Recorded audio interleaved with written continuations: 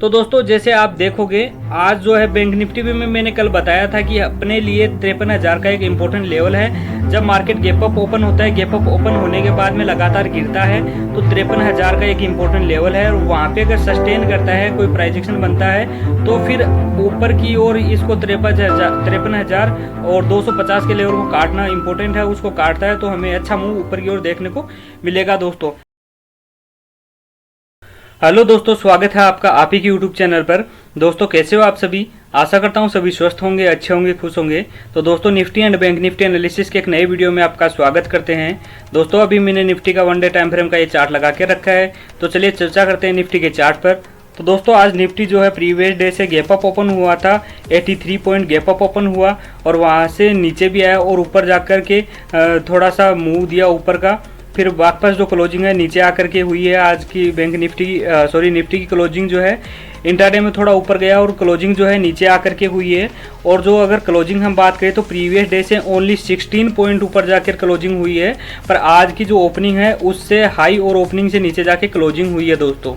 तो अभी 15 मिनट के टाइम फ्रेम में जाकर हम एक्चुअल अपना सपोर्ट एंड रेजिस्टेंस तथा कुछ लेवल्स मार्क कर लेते हैं और देखते हैं निफ्टी ने कैसे क्या परफॉर्म किया है। दोस्तों अभी मैं निफ्टी के लिए अगर हम बात करें निफ्टी के लिए तो निफ्टी के लिए एज इट इज एक सपोर्ट है, वो अभी भी वैलिड है 24,180 के आसपास का लेवल, जो अभी मैं मार्क करके आपको दिखा देता हूँ। ये लेवल है दोस्तों, ये सपोर्ट है। और आज देखोगे निफ्टी, मैंने कल बताया था कि निफ्टी अगर गैप अप ओपन होता है 24,300 से ऊपर गैप अप ओपन होता है 150-150 पॉइंट के आसपास, तो वहाँ से अगर नीचे आने की कोशिश करता तो जो फर्स्ट हमारा टारगेट है नीचे का सपोर्ट का, वो हमारा सपोर्ट रहेगा 24,300 के आसपास में।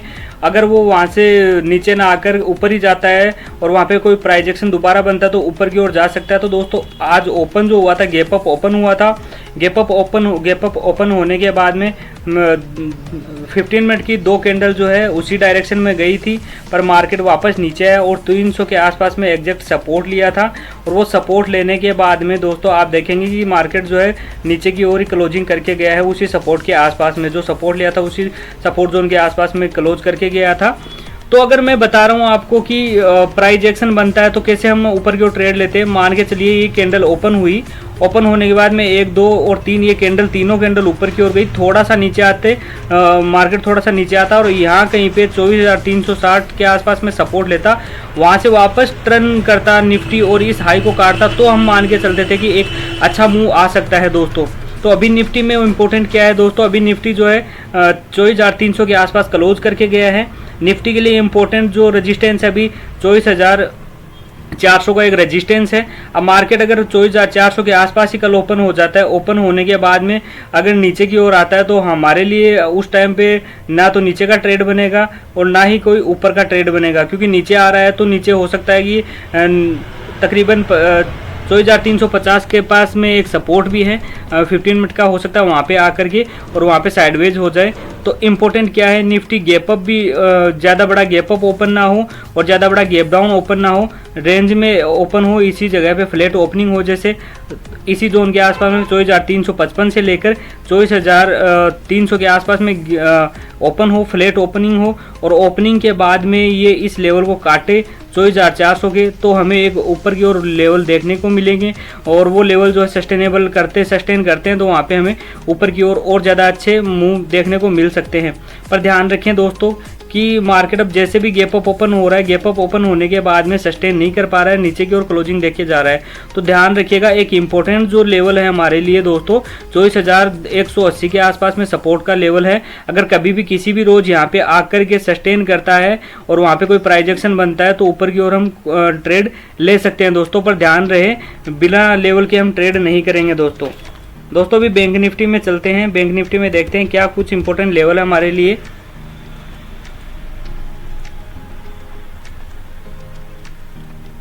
दोस्तों मैंने बैंक निफ्टी का भी 1 डे टाइम फ्रेम का चार्ट अभी लगा लिया है। और अगर बैंक निफ्टी की मैं अगर बात करूं दोस्तों तो प्रीवियस डे से आज 268 पॉइंट ऊपर जाकर के क्लोज ओपनिंग हुई है, गैप अप ओपनिंग हुई है। और जो क्लोजिंग देखेंगे तो 14 पॉइंट जो है प्रीवियस डे से 14 पॉइंट ऊपर जाके क्लोज हुआ है, क्योंकि मार्केट ऊपर तो गया था पर क्लोजिंग जो है थोड़ा नीचे जाकर के देखे गया है दोस्तों। तो अभी 15 मिनट के टाइम फ्रेम में जाकर हम एक्चुअल कंडीशन देख लेते हैं और क्या इंपॉर्टेंट लेवल हमारे लिए हो सकते हैं उन पे हम चर्चा करेंगे दोस्तों। तो दोस्तों जैसे आप देखोगे आज जो है बैंक निफ्टी भी में मैंने कल बताया था कि अपने लिए 53,000 का एक इम्पोर्टेंट लेवल है।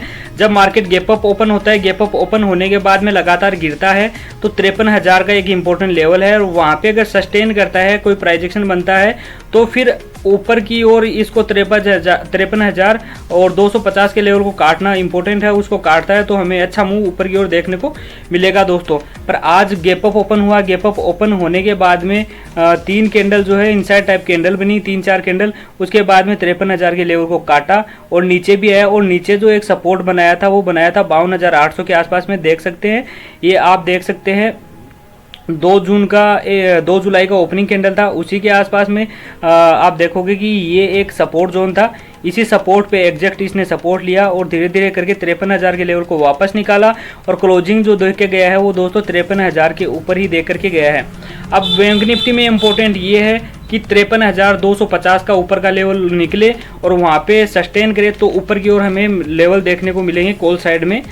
अब बैंक निफ्टी अगर कल ओपन हो जाता है गैप अप 53,500 के आसपास में और वहाँ पे सस्टेन कर जाता है 500 के आसपास में, 400 के आसपास में ओपन होता है और वहाँ पे सस्टेन कर जाता है, या मान के चलिए ओपन होता है, ओपन होने के बाद में गिरावट आती है और गिरावट आने के बाद में भी वो 53,250 के आसपास में रुक जाता है, वहाँ से टर्न करता है तो वहाँ पे दोस्तों हम कॉल के साइड पोजीशन बना सकते हैं।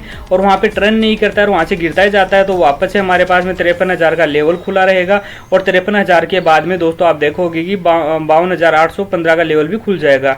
इसी प्रकार अगर गैप डाउन ओपन हो जाता है, गैप डाउन अगर ओपन होता है 52,800 के आसपास में और वहाँ पे नीचे जाता ही रहता है, गैप डाउन ओपन होने के बाद लगातार नीचे की ओर जाता है तो हमारे लिए जो फर्स्ट टारगेट रहेगा 52,400 का, और अगर वहाँ भी नहीं टिकता है तो 52,250 का टारगेट हमारे लिए हो सकता है। अब हम चाहते क्या है, हमारे लिए इम्पोर्टेंट जो रहेगा वो ये है कि दोस्तों मार्केट ना तो ज़्यादा बड़ा गैप डाउन ओपन हो ना बड़ा गैप अप ओपन हो। मार्केट अगर फ्लैट ओपन होता है 53,200 से लेकर के 53,000 के आसपास में और अगर वहाँ पे कंसोलिडेशन करने के बाद में ऊपर की या नीचे की रेंज को काटता तो काफ़ी अच्छे मूव हमें देखने को मिलेंगे दोस्तों। अगर ऊपर की ओर काटता है तो ऊपर की ओर लेवल मिलेगा, अगर नीचे की ओर काटते हैं तो नीचे के लेवल हमारे लिए खुले रहेंगे दोस्तों। तो दोस्तों आज के लिए सिर्फ इतना ही। बाकी अगर वीडियो आपको अच्छा लगा हो तो लाइक करिए, शेयर करिए अपने दोस्तों के साथ और बने रहिए हमारे साथ ऐसे लर्निंग वीडियोज़ के लिए। और अगर आपको कुछ क्यूरी रहती है तो आप कमेंट के माध्यम से पूछ सकते हैं। थैंक यू दोस्तों।